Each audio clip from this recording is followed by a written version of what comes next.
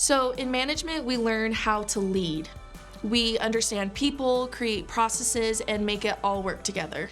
What I personally love about management is the versatility.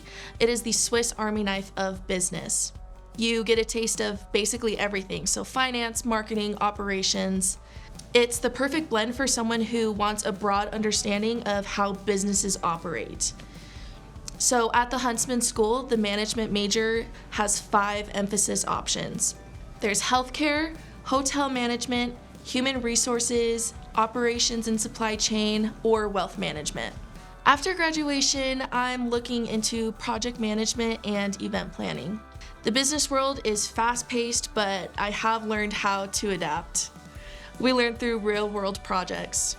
And it's not just a theory, it's practical knowledge we can apply in the business world.